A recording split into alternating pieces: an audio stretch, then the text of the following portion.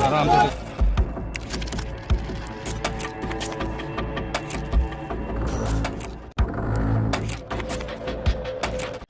है आप सभी का। आप देख रहे हैं द राजनीति का विशेष सेगमेंट खबर और विश्लेषण। मैं हूं जब्बार खान।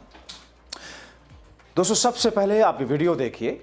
सोनिया हैं, खड़गे हैं, अखिलेश यादव के लोग हैं और पूरा इंडिया गठबंधन मोदी सरकार को होश में आने, गरीबों के अधिकार, मनरेगा वापस दिलाने के लिए किस तौर पर हल्ला बोल कर रहा है।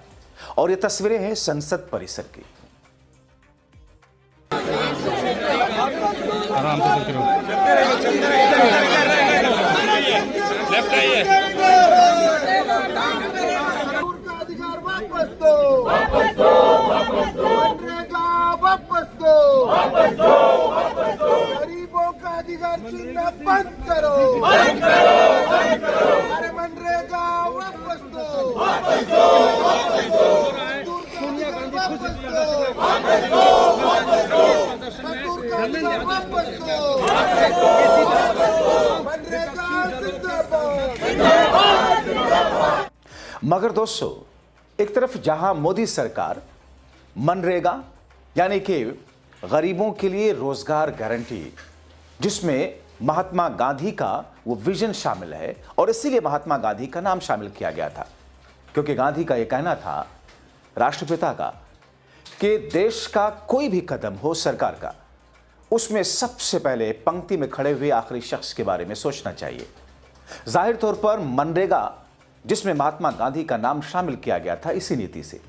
मगर भारतीय जनता पार्टी की मोदी शाह की सरकार जो नाम हटाओ अपना नाम लगाओ वाली नीति पर चलती है, किस तौर पर इस पूरे कानून को बदल करके एक ऐसे अंदाज में इस रोजगार गारंटी योजना को लाकर खड़ा कर दी जहां गरीब और मजदूरों के लिए गांव ग्रामीण इलाकों में मुश्किलें और दुश्वारियां पैदा होने वाली है।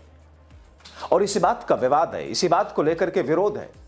मगर आप मोदी के सांसद को हंसी ठिठोली करते हुए देख सकते हैं। कहां? ड्राइंग रूम में नहीं, संसद के भीतर। गरीबों मजदूरों के अधिकारों को छीनकर राष्ट्रपिता महात्मा गांधी का अपमान करके कैसे ये साहब कॉमेडी कर रहे हैं। लड़की की शादी ना हो रही हो, नौकरी नहीं लग रही हो, घर में कहीं पर ऊफा पटा हो रही हो, पत्नी पत्नी में नहीं बन रही हो, पति में लड़का बिगड़ गया हो, और तो और गाय अगर दूध नहीं दे रही हो तो आप श्री राम जय राम कह दीजिए, काम निकल जाएगा। तो इंटेंशन कहाँ गलत है? मतलब दोस्तों, मनरेगा पर गंभीर चर्चा के बीच सत्ता पक्ष के सांसद हंसी ठिठोली कर रहे हैं और बाकी भारतीय जनता पार्टी के सांसद मंत्री हंस हंस कर लोटपोट हो रहे हैं, मेज पीट रहे हैं, मानो किसी कॉमेडी शो में आए हों। ये संवेदनशीलता है मौजूदा वक्त में जनता के हितों के मुद्दों से जुड़ी हुई चर्चा पर संसद के भीतर मोदी शाह के उस टोली का। हैरानगी इस बात पर दोस्तों कि ये सब कुछ होता रहा मगर स्पीकर के मुंह में दही जमी रही, ताला लगा रहा। विपक्षी सांसद गंभीर बातें करते रहे, सरकार की पोल खोलते रहे, लेकिन उसमें स्पीकर टोका टोकी करते रहे बार बार। की नजर में बिजली है, तोपों के दहाने ठंडे हैं, तकदीर की लब पे जंबिश है, तदबीर दम तोड़ रही है। सर, इस तरह का एक कानून बनाने की कोशिश की जा रही है जिससे गरीबों को फायदा होता था। आज वो कानून जो डिमांड ड्रिवन गारंटी था, इसको हुकूमत बदल कर एक मरकजी माविन स्कीम के तौर पर नाफिज करना चाहती है। सर, जब तक किसी पंचायत को नोटिफाई नहीं किया जाएगा, उस पंचायत में काम नहीं होगा। हुकूमत की ये पॉलिसी हमेशा ये रही है कि हर इख्तियार को हासिल करना चाहते हैं और एक डिक्टेटर की तरह वो हुकूमत को चलाना चाहते हैं।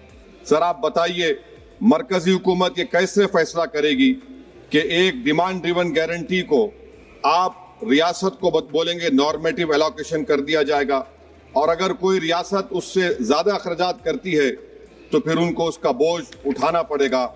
मुतालिबा पर मोदी गारंटी को एक सप्लाइड डिमांड प्रोग्राम पे तब्दील किया जा रहा है। सर, साल में 60 दिन ब्लैकआउट होगा, किसी को काम नहीं मिलेगा। इस ब्लैकआउट के 60 दिन के ब्लैकआउट से खवातीन को और जिनके पास जमीन नहीं है, लैंडलेस लोगों को बहुत बड़ा नुकसान होगा। ये कानून अगर बनेगा तो जमींदार खुशियां मनाएंगे और गरीब उस जमींदार के रहमो करम पर रहेगा। सर आप बताइए 90% जिसमें इजरत, मटेरियल लागत और इंतजामी अखराजात मरकजी हुकूमत को बर्दाश्त करना पड़ता था, आज 90 से 60% कर दिया गया और 40% रियासती हुकूमत पर यह बोझ डाल दिया गया। मकसद एक ही है कि उस कानून को कत्ल कर दिया जाए, खत्म कर दिया जाए। कौन सी ऐसी भारत में रियासत है जिसके पास पैसे है, बताइए आप। मार्च के महीने में हर रियासत अपना बजट बनाएगी, कौन सी रियासत के पास पैसा है? तो ये मालूम हो रहा है कि सरकार गरीबों के खिलाफ है, गुर्बत का खात्मा नहीं करना चाहती। सर आधार और डिजिटल निजाम, आप जानते हैं कि मजदूर की उंगलियों के निशानात नहीं मिलते क्योंकि वो गरीब इतनी मेहनत करता है कि उसके निशान मिट जाते हैं। तो बायोमेट्रिक ऑथेंटिकेशन की बात होती है। सर जुलाई 2025 में NSS की रिपोर्ट है कि बायोमेट्रिक से नुकसान हो रहा है। तो सर मैं इस स्कीम के और इस कानून के खिलाफ हूं और मैं अपनी बात को खत्म करता हूं कि किसी शायर ने अच्छा कहा था कि जिस खेत से दहखान को मैसर ना हो रोसी, इस खेत के गोशे गंदम को जला दो। पलायन हो रहा है सर बिहार में, सीमांचल में। अब ये कानून अगर बनेगा तो सीमांचल में 1.5 करोड़ लोग पलायन करते थे। मुझे अफसोस के साथ कहना पड़ेगा कि तादाद बढ़ जाएगी, मगर भारत का गरीब देख रहा है, भूखा देख रहा है, उसका जवाब जरूर देगा। Thank you. अब दोस्तों एक ऐसा तथ्य आपको बता रहा हूं जिस जान करके आप कहेंगे कितना लुटेगी और लूटेगी ये मोदी सरकार। दोस्तों क्या आपको पता है कि कच्चे तेल के दाम पिछले 5 वर्षों में सबसे निचले स्तर पर है?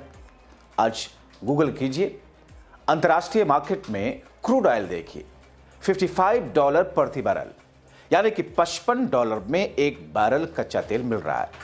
फिर भी आपको 100 रुपए में पेट्रोल और डीजल मिल रहा है। यानी कि दोस्तों मनमोहन सरकार में एक समय ऐसा आया जब $150 प्रति बैरल पहुंचा था, तब भी उस सरकार में उस समय पेट्रोल ज्यादा से ज्यादा 62 से 65 रुपए पहुंचा। मगर आज जबकि करीब $100 प्रति बैरल सस्ता हुआ, मगर मोदी सरकार आज भी 100 रुपए में डीजल और पेट्रोल बेच रही है। ये सुन लीजिए, आपके मतलब की बात हो सकती है। कच्चे तेल का दाम, क्रूड ऑयल प्राइसेस अपने 5 साल के सबसे निचले स्तर पर आ चुके हैं, $55 प्रति बैरल, $55 पर बैरल। लेकिन क्या आपके पेट्रोल और डीजल के दाम कम हुए हैं? क्योंकि कायदे से तो डीरेगुलेशन के चलते जब जब दाम बढ़ेंगे क्रूड ऑयल के, आपके पेट्रोल डीजल के दाम बढ़ेंगे, जो बढ़ जाते हैं। लेकिन जब दाम घटेंगे तो आपके भी बिल घटने चाहिए, सरकार को दाम घटाने चाहिए। लेकिन नरेंद्र मोदी जी ऐसा नहीं करेंगे क्योंकि उनको तो आप ही की जेब पर डाका डालकर सारी मुनाफाखोरी करनी है। लेकिन क्या आप ये बात समझने को तैयार हैं? तो ऐसे में ये पूछना जरूरी है, क्यों खामोश है गटर मीडिया? किस बिल में छुपे हैं मोदी सरकार के एजेंडे को आगे बढ़ाने वाले देश के नफरती चिंटूनुमा बुद्धिजीवी? और सरकार संसद का समय बर्बाद करने में लगी है ताकि चर्चा हो ही नहीं पाए। गरीबों मजदूरों के मनरेगा पर डाका डाल रही है। गांधी से इतने चिढ़े, उनका नाम इस योजना से हटा दिया। दिल्ली में प्रदूषण पर मोदी के करीबी मुख्यमंत्री का ज्ञान सुन लीजिए, माथा पीट लेंगे। AQI एक ऐसा आपका टेम्परेचर है, आपको जो किसी भी इंस्ट्रूमेंट से पता चलता है। एक मुख्यमंत्री बनाया है जिसको ये नहीं मालूम कि AQI होता क्या है, वो टेम्परेचर बता रही है। ये हालत है। अब सोचिए दोस्तों, प्रधानमंत्री की डिग्री का पता नहीं, मगर सरकार बनते ही अपनी चहेती महान विद्वान 11वीं पास स्मृति ईरानी जैसे नचनिया को, नचनिया इसलिए कह रहा हूं क्योंकि इन्हीं की पार्टी के नेता ने तो बिहार में कहा था कि नचनियों को टिकट दे दिया है। खैर, मेरे मन में उनके लिए सम्मान है, शिक्षा मंत्री बना दिया 11वीं पास को शिक्षा मंत्री। देश के सबसे बड़े सूबे के मुखिया की कुर्सी पर ऐसे व्यक्ति को बिठा रखा है जिसने पढ़ाई की, या की तो कितनी पढ़ाई की किसी को पता नहीं। उत्तर प्रदेश जैसे राज्य को सौंप रखा है जो खुद को बहुसंख्यकों का मुख्यमंत्री साबित करने में लगा है। दिल्ली में प्रदूषण से नन्हे बच्चों के लंग्स, दूसरे ऑर्गन्स प्रभावित हो रहे, मगर ऐसी महिला को दिल्ली के मुख्यमंत्री की कुर्सी पर बिठा रखा है जिसको यही नहीं पता AQI होता क्या है, और वो बेचारी उसे टेम्परेचर कहती रही। मगर दोस्तों, संसद में जिस तरह इस सरकार ने थिथराई करते हुए बड़ी चालाकी से सारा समय पहले वंदे मातरम के नाम पर खत्म किया और फिर मनरेगा का अधिकार मजदूरों से छीनकर अब उसी संसद में हंसी मजाक और ठिठोली कर रही है। क्या कहेंगे आप? राय जरूर लिखें।